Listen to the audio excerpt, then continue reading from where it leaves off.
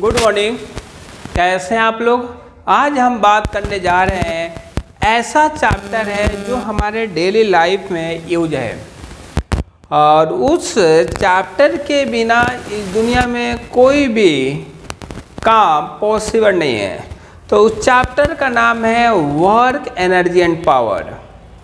तो देखो, अगर किसी भी ऑब्जेक्ट पे अगर अपन फोर्स लगाते हैं तो क्या होगा? कब हम कहेंगे वर्क डन हुआ, कब हम कहेंगे वर्क डन नहीं हुआ, एक कैसे अपने को मालूम चलेगा? तो अगर पोजीशन चेंज हुआ ऑब्जेक्ट का, अगर ऑब्जेक्ट का पोजीशन चेंज हुआ इट मीन्स वर्क डन हुआ। जब तक पोजीशन चेंज नहीं होगा वर्क डन नहीं होगा। तो वर्क डन डिपेंड करेगा चेंज ऑफ पोजीशन पे।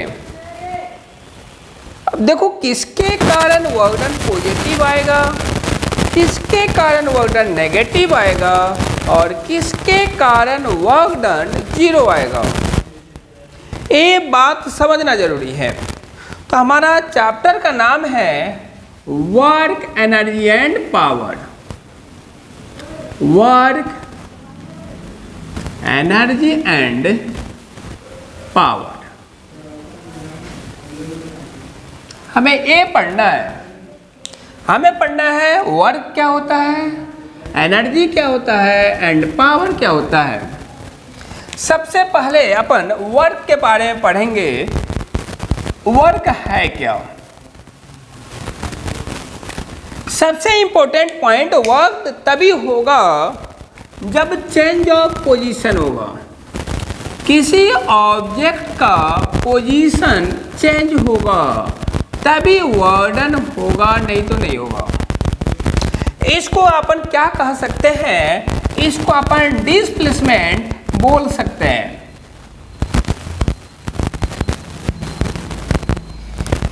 अब देखो, मान लो हमारे पास एक ऑब्जेक्ट है जिसका मास है m और ए पॉइंट पे है। कुछ टाइम बाद ए बी पॉइंट पे चला गया। अब देखो, ए ऑब्जेक्ट अपने आप ए से बी पॉइंट पे जाएगा नहीं, ए से बी पॉइंट पे खुद जाएगा नहीं जब तक इसके ऊपर फोर्स ना लगे। अब जैसे ही हमने ए फोर्स लगाया, ऑब्जेक्ट का पोजीशन चेंज हो गया। ऑब्जेक्ट ए से कहाँ चला गया? बी पे चला गया। कहाँ चला गया? ए पोजीशन से बी पोजीशन पे चला गया। इट मीन जैसे ही हमने फोर्स लगाया, ऑब्जेक्ट का पोजीशन चेंज हो गया। कितना? एस। तो अगर हमसे पूछा जाए वर्क डन कितना होगा, तो वर्क डन किसके कारण हुआ? फोर्स के कारण हुआ। और कितना डिस्प्लेसमेंट हुआ? एस। इसको कहते हैं वर्क डन। एसआई यूनिट क्या होता है वर्क का? SI unit of work is joule, जिसको अपन जे से रिप्रेजेंट करते हैं, and the dimension of work done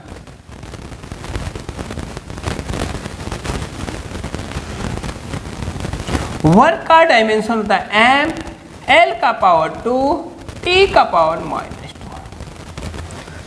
work done तब होगा जब फोर्स होगा, जब पोजीशन चेंज होगा। इसका ऐसा यूनिट क्या होता है? वर्क का जूल। डायमेंशन क्या होता है वर्क का? एम, एल का पावर 2, टी का पावर -2। दूसरा कंसेप्ट है, अगर ऑब्जेक्ट ऐसे रखा गया है और इसका मास है m, हमने इसके ऊपर क्या किया? एक फोर्स लगाया इस डायरेक्शन में f। अब देखो, ये कुछ एंगल पे इंक्लाइंड है, कुछ एंगल पे क्या है, मतलब ओब्लिक। क्यों? हमने फोर्स लगाया, मतलब इंक्लाइंड हमने फोर्स लगाया। एक एग्जाम्पल कहाँ देखने को मिलता है? जैसे ठेला वाला फोर्स लगाता है, या कोई ऑब्जेक्ट नीचे रखा है, हम उठा रहे हैं ऐसे खींच के, ऐसे हम फोर्स लगा रहे हैं ट्रॉली के ऊपर, तब एक कंसेप्ट वहाँ लगता है। अब देखो, इस फोर्स का दो इफेक्ट होगा।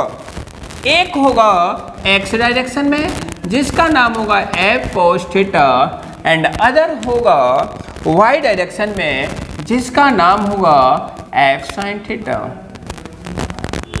ए है। अब देखो ये ऑब्जेक्ट यहां से चल के यहां आ गया और यहां बैठा हुआ है। ऑब्जेक्ट का मास चेंज नहीं हो सकता। अगर किसी भी ऑब्जेक्ट पे फोर्स लगाएंगे, ये जरूरी नहीं है हम धक्का दे रहे थे, जरूरी थोड़ी है उसका ऑब्जेक्ट का मास चेंज हो जाएगा। उसको तोड़ेंगे, फोड़ेंगे, डिस्ट्रॉय करेंगे तभी तो उसका मास चेंज होगा, अदरवाइज चेंज नहीं हो सकता। तो फोर्स है, हमने कैसा फोर्स लगाया? ऑब्लिक क्यूब फोर्स लगाया, मतलब इंक्लाइंड फोर्स लगाया। तो इस फोर्स का दो कंपोनेंट होगा, एक x डायरेक्शन में f cos थीटा और दूसरा होगा y डायरेक्शन में f sin थीटा। अब देखो हमारा ऑब्जेक्ट है, जो पोजीशन आज यहाँ है कुछ टाइम के बाद भी पोजीशन यही है। इसका मतलब है इसके कारण कोई वर्क डन नहीं हुआ, इसके कारण कोई चेंजिंग नहीं हुआ। सिर्फ किसके कारण चेंजिंग हुआ? इसके कारण। तभी तो हमारा ऑब्जेक्ट ए से कहाँ चला गया? बी में। अगर y डायरेक्शन में चेंजिंग आता, ऑब्जेक्ट यहाँ है, कुछ टाइम के बाद ऑब्जेक्ट यहाँ चला जाता, इट मीन्स इसका इफेक्ट है, तो इसके कारण वर्क डन हुआ है। बट इसके कारण कोई वर्क डन नहीं हुआ क्योंकि पोजीशन चेंज नहीं हुआ। y डायरेक्शन में जिस डायरेक्शन में फोर्स लग रहा है उस डायरेक्शन में ऑब्जेक्ट का पोजीशन चेंज नहीं हुआ, तो वर्क डन क्या होगा? वर्क डन होगा फोर्स कितना लगा? f cos थीटा और कितना डिस्प्लेसमेंट हुआ? s, मतलब f cos theta into s। इसको अपन ऐसे भी लिख सकते हैं। देखो अगर cos थीटा है तो इसको कैसे लिख सकते हैं? f vector dot s vector, मतलब डॉट प्रोडक्ट आएगा। डॉट प्रोडक्ट कब आएगा? जब cos थीटा होगा। साइन प्रोडक्ट कब आएगा? जब साइन, मैंने क्रॉस प्रोडक्ट कब आएगा? जब साइन थीटा होगा। अगर साइन होता तो क्रॉस प्रोडक्ट आता, अगर कॉस है तो साइन, अगर कॉस है तो डॉट प्रोडक्ट आएगा। कॉस होगा तो डॉट प्रोडक्ट, साइन होगा तो क्रॉस प्रोडक्ट। तो आप इतना चिपका ले। इसके बाद हम बताते हैं नेचर ऑफ वर्क, वर्क का नेचर कैसा होता है उसके बारे में पढ़ेंगे, क्योंकि हर एक इंसान का नेचर के बारे में लोग जानना चाहता है। तो इस वर्क का नेचर क्या है ये अपन पढ़ेंगे, पर इसको अपन चिपका ले ढंग से।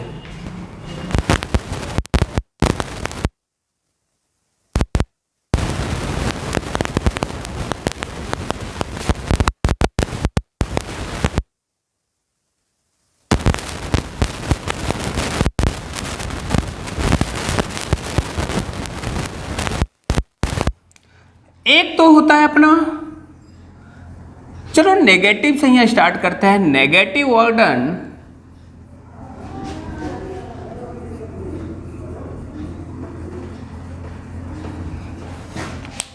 Second is zero work done,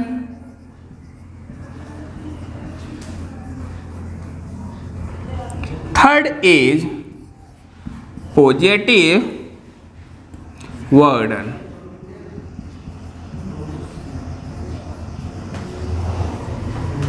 ये होता है। सबसे पहले अपन पढ़ना स्टार्ट करेंगे। अब देखो क्या है, हम पढ़ेंगे नेगेटिव वर्क डन के बारे में। ये पूरा आ रहा है ना बोर्ड?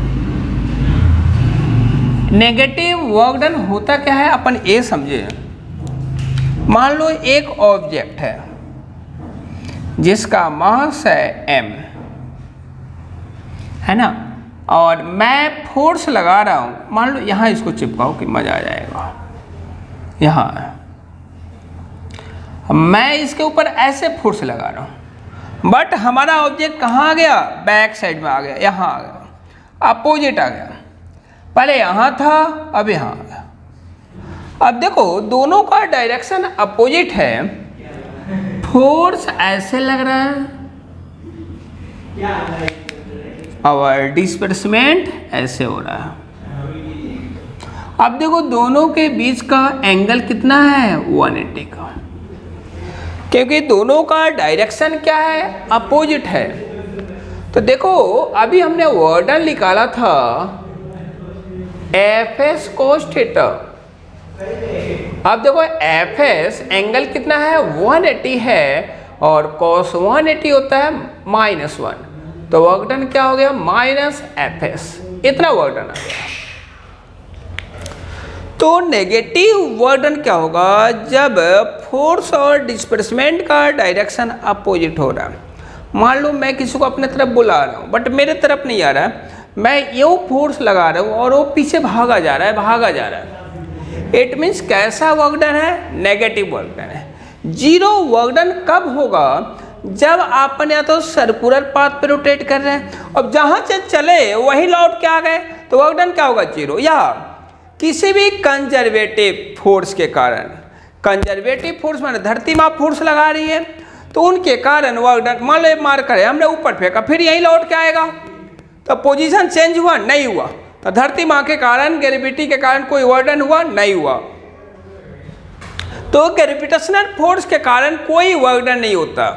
अगर कोई सर्कुलर पाथ पे रोटेट करे तो उसके कारण वर्क डन नहीं होता। अब मान लो हम यहाँ से चलना स्टार्ट किए फिर लौट के यहीं आ गए, इसका मतलब है कोई वर्क डन नहीं हुआ। तो जीरो वर्क डन कब होगा जब ऑब्जेक्ट का पोजीशन चेंज नहीं होगा, उस टाइम वर्क डन क्या होगा जीरो होगा। और दूसरा सर्कुलर पाथ पर रोटेट कर रहे हैं, मान लो ए से हमने चलना स्टार्ट किया और फिर लौट के अपन ए पे आ गए तो वर्क डन क्या होगा इसके कारण जीरो होगा।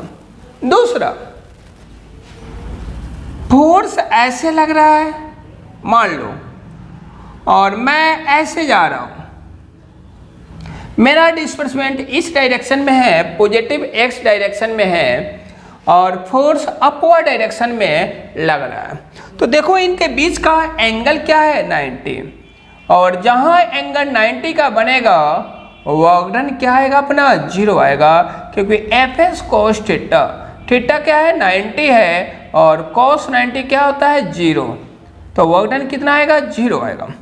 वर्क डन जीरो कब आएगा, या तो सर्कुलर पाथ पे रोटेट कर रहे हैं तब वर्क डन जीरो आएगा, या फोर्स और डिस्प्लेसमेंट के बीच का एंगल कितना होना चाहिए 90 होना चाहिए।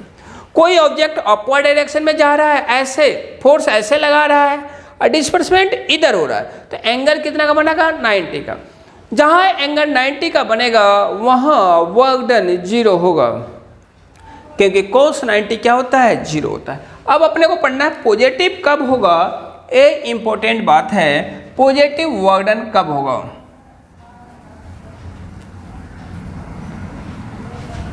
अब देखो नेचर अपोजिट होगा तो नेगेटिव वर्क डन होगा, अगर नेचर पॉजिटिव होगा तो पॉजिटिव वर्क डन होगा, ये फिक्स है। पॉजिटिव का मतलब क्या है, ए ऑब्जेक्ट है जिसका मास है m और हमने फोर्स कितना लगा है F, और हमारे फोर्स का डायरेक्शन है कि इस ऑब्जेक्ट को पॉजिटिव एक डायरेक्शन में लेके जाए और ऑब्जेक्ट भी उसी डायरेक्शन में जा रहा है जिस डायरेक्शन में हमने फोर्स लगा रखा है। अब देखो दोनों का डायरेक्शन सेम है ना, फोर्स का भी डायरेक्शन सेम है और डिस्प्लेसमेंट का भी डायरेक्शन सेम है, तो एंगल कितना होगा 0 डिग्री का होगा और वर्क डन हमारा होगा पॉजिटिव, क्योंकि F S cos theta, theta 0 degree तो 1 होता है, तो वर्क डन कैसा आया पॉजिटिव आया। वर्क डन पॉजिटिव कब आएगा, जब दोनों का नेचर सेम होगा, जब दोनों माने फोर्स एंड डिस्प्लेसमेंट दोनों सेम डायरेक्शन में होगा तो पॉजिटिव वर्क डन होगा, अगर अपोजिट डायरेक्शन में होगा तो नेगेटिव वर्क डन होगा, अगर पोजीशन चेंज नहीं होगा तब जीरो वर्क डन होगा, या एंगल 90 का बनेगा फोर्स एंड डिस्प्लेसमेंट के बीच में तो वर्क डन जीरो आएगा। इसका अगला टॉपिक जो होगा अगले वीडियो में बनाऊंगा। अगर ये इतना समझ में आया होगा तो लाइक एंड सब्सक्राइब जरूर करना, मेरे चैनल को सपोर्ट जरूर करना कि मैं ज़्यादा से ज़्यादा वीडियो बनाऊं, आपको सपोर्ट करूं, क्योंकि मज़ा आएगा कब जब आप लाइक एंड सब्सक्राइब करेंगे तब। अगर वीडियो अच्छा लगे तो शेयर जरूर करना, लाइक सब्सक्राइब जरूर करना। Thank you.